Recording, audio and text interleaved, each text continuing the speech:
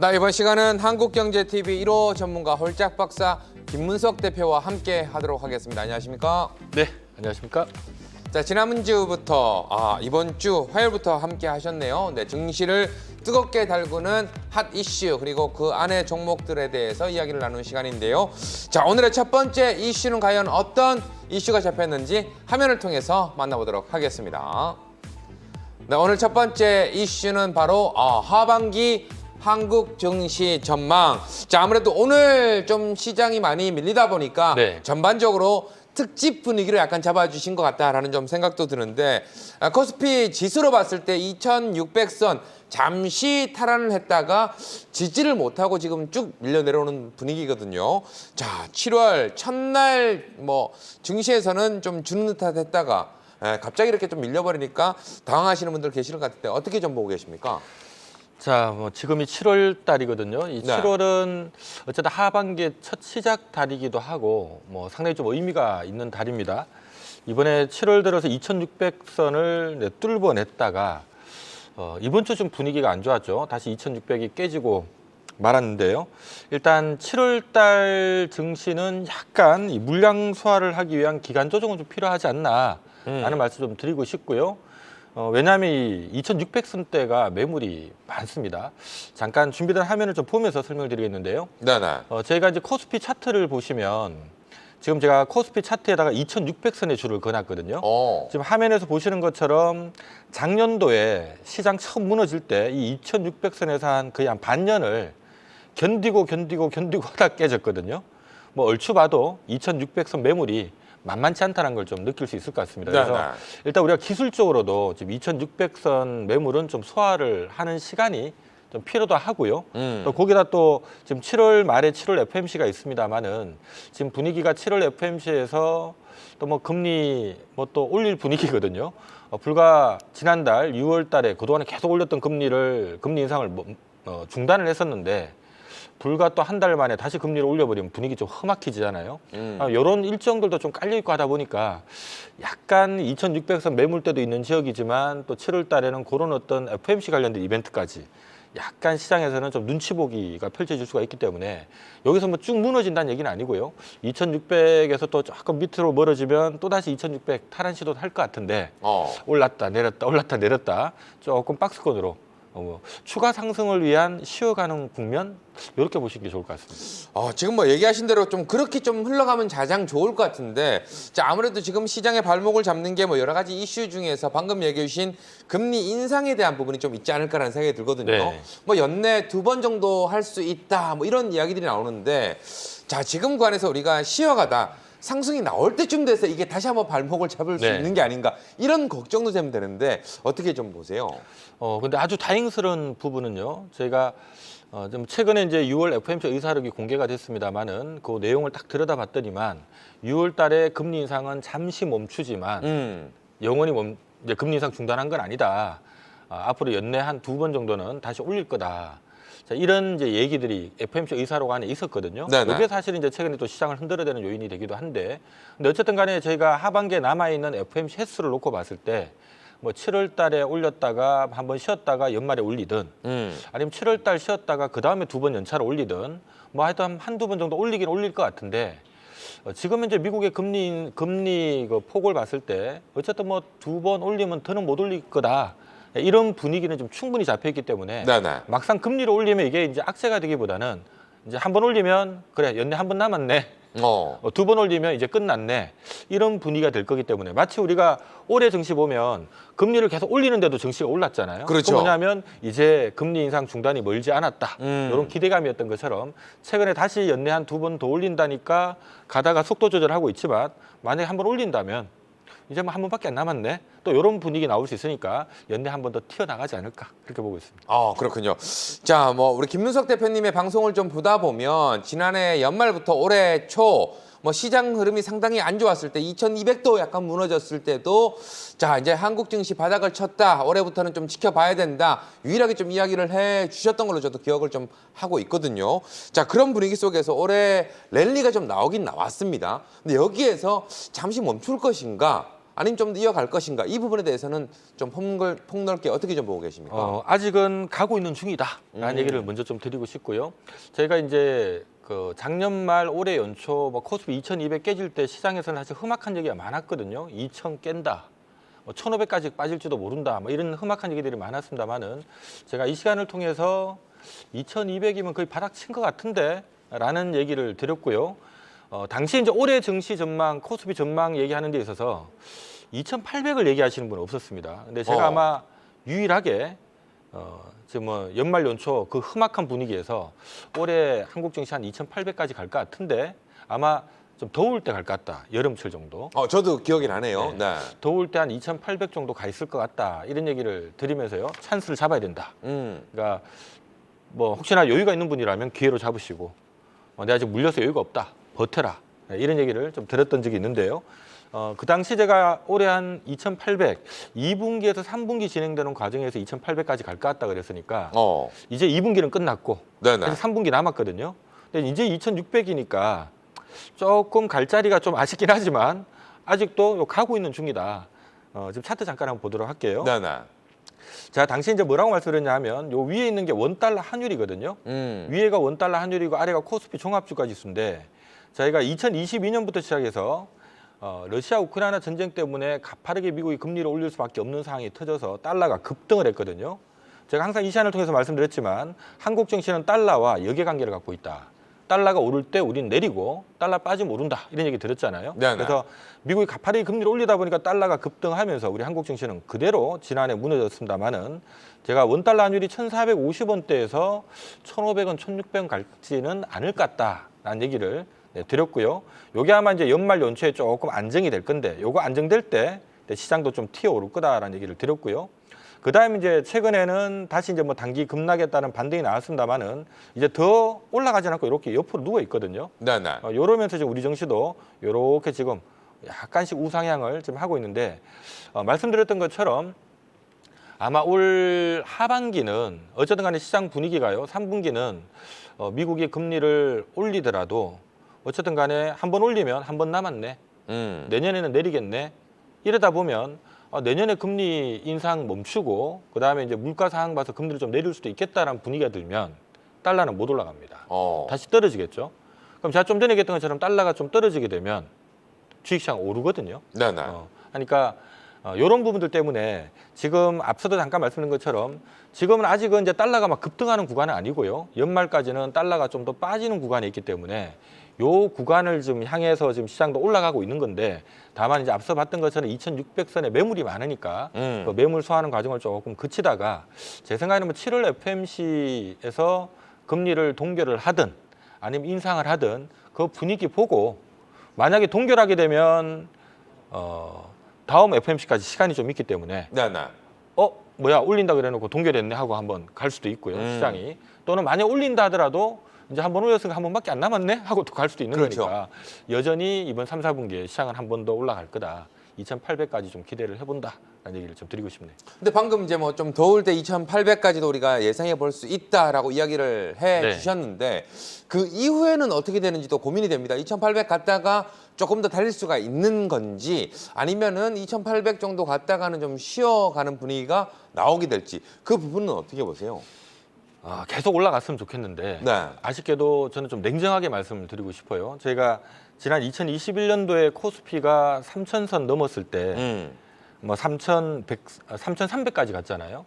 3,300 들어갔을 때 뭐 삼성전자도 막 95,000원, 6,000원 할 때였는데 자, 이 시간 통해서 말씀드렸던 부분 중에 하나가 우리가 항상 위기가 터지면 금리 낮추고 돈 풀고 하면서 유동성 랠리가 오면서요. 시장이 바짝바짝 오르는데 유동성 랠리로 해서 시장이 바짝 올랐다는 얘기는 결국 금리 낮추고 돈 풀어서 앞으로 경기 좋아지겠지. 그래서 주가가 오른 거거든요. 네네. 그럼 이제 기대감을 먼저 반영을 했다는 얘기입니다. 그러면 그 위에 실제로 더 가려면 돈이 계속 들어와야 되는데 돈이라고 하는 게 그렇게 계속 들어오진 않거든요. 그래서 자 지난 2021년도 코스피 3,300 넘었을 때 뭐 4,000 얘기 나오고 5,000 얘기 나오는데 좀 조심해야 될 것 같다. 아마 한 4년에서 6년 지루한 박스권을 보게 될 거다. 자 그런 얘기를 한번 들었던 적이 있거든요. 네네. 시장 올라갈 때는 계속 좋은 얘기를 하는 게 맞지만 냉정하게 제 경험상 그런 얘기를 드렸던 거고요. 그럼 지금도 똑같습니다. 모두가 악소리를 낼 때 작년 말 올해 연초에 코스피 올해 2,800 갑니다라고 얘기를 드렸던 것처럼 막상 2,800이 가면 제 입에서는 3,000 간다는 얘기는 안 나올 것 같고 이제 연말 연초 또 좀 조심해야 될 것 같다는 얘기를 좀 드려야 될 것 같아요. 그래서 제가 왜 그렇게 생각하는지 제가 준비된 화면 통해서 다시 한번 좀 소개를 드리도록 하겠습니다. 네. 자, 이 화면은 우리 TV 보시는 분들은 자주 보셨을 거예요. 제가 유동성 랠리 이후에 증시가 어떻게 움직이는지라는 설명을 드리면서요. 이 시간에 자주 보여드렸던 화면이거든요. 제일 위에 있는 게 원달러 환율이고요. 아래가 이제 우리 코스피 종합주가 지수인데, 자, 제가 지금 현재 이 기간이 98년 IMF 외환위기 터졌던 데부터 지금까지 기간인데요. 하나 참조할 부분은 우리가 IMF 외환위기 이후로 지금까지 글로벌 위기가 총 3번이 있었습니다. 첫 번째가 IMF 외환위기고요. 두 번째가 2008년 미국 금융위기고 세 번째가 2020년 코로나 위기거든요. 이때마다 뭘 했느냐? 미국은 금리 내리고 돈 풀었거든요. 자, 금리 내리고 돈 풀면 달러는 어떻게 될까요? 달러는 쭉 빠지겠죠. 요 위에 있는 화면을 보면요. 요 빨간색이 원달러 환율인데, 자, 달러가 쭉 빠질 때, 자, 달러가 이렇게 쭉 빠질 때 증시는 튀어오릅니다. 달러가 쭉 빠질 때 증시는 튀어올라요. 달러가 쭉 빠질 때 튀어올라요. 이걸 우리가 흔히 유동성 랠리라고 합니다. 돈의 힘으로 시장이 올랐다는 얘기죠. 근데 중요한 거는, 자, 이렇게 달러가 쭉 빠지면서 시장이 오르고 난 다음에 그 다음에 어떻는가를 보면 IMF 외환위기 이후에 달러 같이 떨어지면서 시장이 유동성 랠리가 나오고 난 다음에 그 다음에 한번 엎어졌다가 한 4년, 6년 박스권 나왔고요. 또 여기도 보면 달러가 쭉 빠지면서 2008년 미국 금융위기 이후로 달러 쭉 빠지면서 시장 오르고 난 다음에 그 다음에 한 4년에서 6년 기간 조정 나왔거든요. 네네.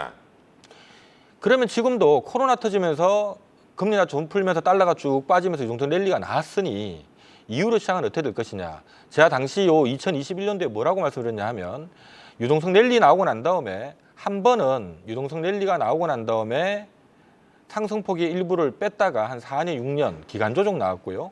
한 번은 유동성 랠리 돌아왔다가 한번 엎어졌다가 이런 흐름이 나오면서 4년에서 6년 기간 조정 들어왔거든요. 지금 우리 한국 증시 같은 경우는 언제를 카피하느냐 하면 요거 흐름을 그대로 카피한다. 그러니까 2000년대 초반 흐름을 그대로 카피합니다라고 제가 얘기를 드렸거든요.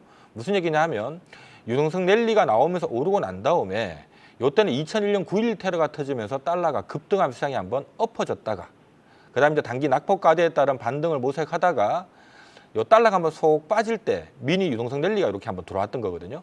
제가 올해 증시를 어떤 식으로 여러분들한테 얘기를 드렸냐 하면, 자, 금리 낮추고 돈 풀면서 달러가 빠지면서 유동성 랠리가 나왔는데 이게 옆으로 행보하는 과정 속에 2022년도에 러시아 우크라이나 전쟁 터지면서 가파르게 우리가 금리를 올릴 수밖에 없는 상황이 되면서 달러가 급등하면서 시장이 엎어졌던 거고요. 네네. 그런데 이제 이 달러의 급등세가 좀 진정되면서 시장이 지금 반등이 나오고 있는데 요 과정에서 지금 요 원달러 환율이 이렇게 왔다 갔다 하다가 하반기에 내년에 금리 한번 내려줄 것 같아 하는 기대감이 한 번 더 밀릴 거라는 얘기입니다. 이러면 시장은 이렇게 왔다 갔다 한 번 더 올라가서 2,800까지 가긴 가는데 이렇게 가고 난 다음에 그럼 경기가 내년에 정말 아주 좋아지느냐? 그건 아니거든요. 네. 그러면 여기서도 지금 보시면 제가 최근 연초에 어떤 말씀을 했냐 하면 연초에 지금 현재 요 위치는 2020년으로 따지면 지금 요 위치는 여기라고 생각하면 됩니다라고 제가 설명을 한번 드렸던 적이 있어요. 한마디로 급등했던 게 내려앉았다가 지금 바닥 따지기 하고 있다. 급등했던 게 내려앉았다가 바닥 따지기 하고 있다.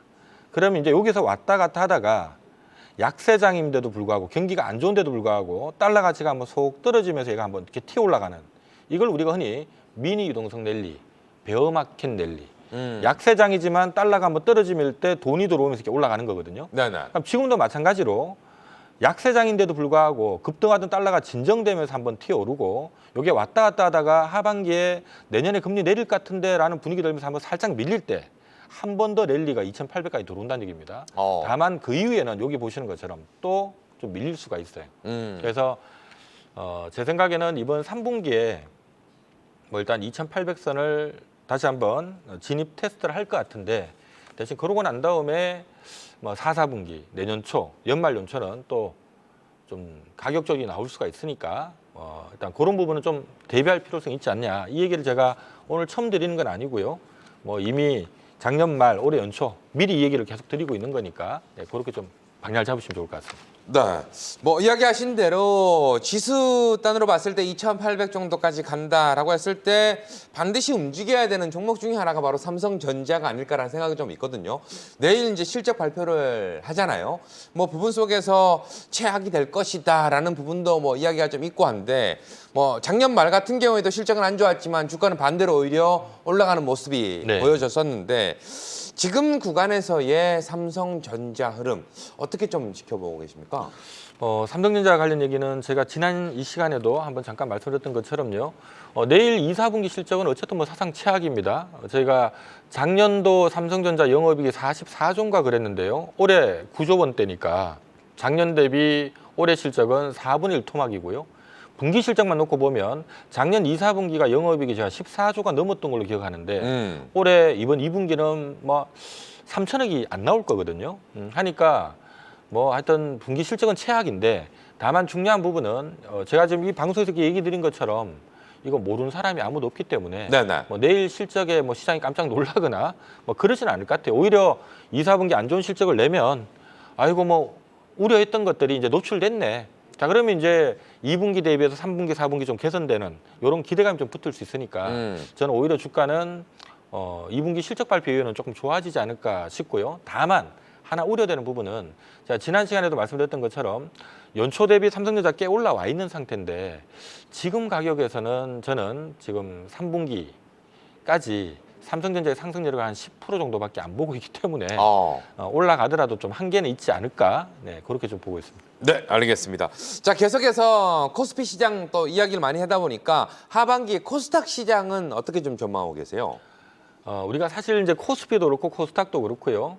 지수를 전망하는 방법이 혹시 지수는 어떻게 전망을 할 것 같아요? 지수는 어차피 지금 실적 시즌도 다가오고 있기 때문에 실적 관련해서 밴드를 좀 정하지 않을까요? 그렇죠. 우리가 사실 엄밀히 따져보면 만약에 코스피를 구성하고 있는 종목이 한 개다. 삼성전자라면 삼성전자가 코스피 지수가 되겠죠. 그렇죠. 그러면 코스피 지수를 예상하는 방법은 삼성전자 전망을 하면 되거든요. 네. 우리가 이제 지수 전망이 어려운 이유는 자, 코스피 전망은 코스피를 구성하고 있는 기업들 다 더해가지고 계산을 뚫겨야 되거든요. 근데 실질적으로는 코스피 시가총액 상위 1등부터 50등까지 있는 기업이 거의 전체 시가총액의 상당 부분을 차지하기 때문에 네네. 상위에 있는 기업들의 전망을 합치면 대충 지수가 어디쯤 가겠구나. 이렇게 저희가 전망을 하는 거거든요. 그럼 코스닥도 막연하게 지수가 어떻게 된다는 관점이 아니라 코스닥 지수를 구성하고 있는 종목들 하나하나 특히 등치 위에 있는 것들 얘네들이 어떻게 되느냐 따라서 지수가 움직이겠죠. 그렇죠. 지금 코스피 코스닥에 지금 구성하고 있는 기업들 등치 큰 기업들 상위 넘버 20를 좀 보도록 하겠는데요. 지금 왼쪽에 코스피 같은 경우는 시가총액 1등이 삼성전자고 2등이 LG엔솔, 3등이 SK하이닉스 쭉 해서 주로 보면 반도체거나 2차 전지거나 자동차거나 뭐 그런 개념이거든요. 네네. 이 중에서 이제 삼성전자가 시가총액 420조, LG엔솔이 130조, 이 두 개 기업만 합쳐도 500조가 넘고요. 그렇죠. 근데 오른쪽에 보면 코스닥의 시가총액 1등, 2등이 에코프로 BM하고 에코프로인데 두 개가 시가총액이 26조, 25조고요. 3등이 셀트리온 헬스케어인데 10조. 그 다음에 LNF 이것도 2차 전지입니다. 8조 6천억 하고 그 다음부터는 뭐 2조, 3조 원대예요. 거기 2위에 있는 것들.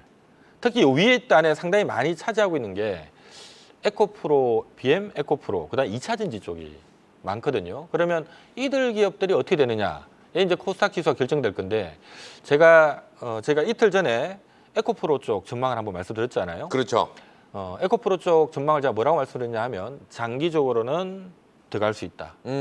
단 올해만 놓고 보면 약간 2025년 실적에다가 그 이후에 성장하는까지 약간 할증을 받아서 반영하고 있는 위치이기 때문에 중기적으로 보면은 좀 박스권 나올 것 같다. 근데 단기적인 관점에서 놓고 보면 지금 특히 에코프로 같은 경우가 뭐 7월 달에 모 증권사 그 2차 전지 소재 ETF 상장시키면서 관련된 수급 이벤트도 있고 또 뭐 실적 시즌이니까 또 실적도 잘 나올 거 아니에요. 또 거기다가 또 8월 달 제일 중요한 거 MSCI 편입 이벤트가 지금 있기 때문에 지금 뭐 공매도가 잔뜩 있는 상태에서 이런 수급전 이벤트를 한 번 더 끌고 올릴 수 있는 이벤트다 보니까 제가 봐서는 7, 8월 달에 쉽게 무너질 것 같진 않다. 뭐 오히려 공매도 쇼크 브링 들어오면 한 더 올라갈 수도 있거든요. 하다 보니까 코스닥 지수는 이렇게 보면 7, 8월 달은 나쁘진 않을 것 같은데 단 8월 달에 막상 MSCI 편입되고 나면 제로 노출된 거잖아요. 그렇죠. 그 다음에 한번 크게 흔들릴 가능성이 있겠죠. 그럼 코스닥 지수는 8월 이후 9월, 10월 달이 좀 위험할 수 있다. 이런 것도 좀 참조하시면 좋을 것 같습니다. 네. 자, 방금 전에 이제 코스피, 코스닥 시총 상위 종목들을 좀 쭉 보여주셨는데 그 안에 혹시 관심 있게 좀 지켜봐야 될 종목들이 좀 있을까요? 지금 앞서 그러니까 쭉 봤던 종목들 안에 2차 전지 쪽에서 이건 요즘 너무 소외되어 있는 거 아닌가 하는 게 저는 LG 에너지 솔루션 라고 좀 보고 있고요. 근데 요즘 자동차 전장 쪽 괜찮거든요. 네네. LG 전자라든가 또는 코스닥 쪽에도 IT 소부장들 좋은 거 많은데요.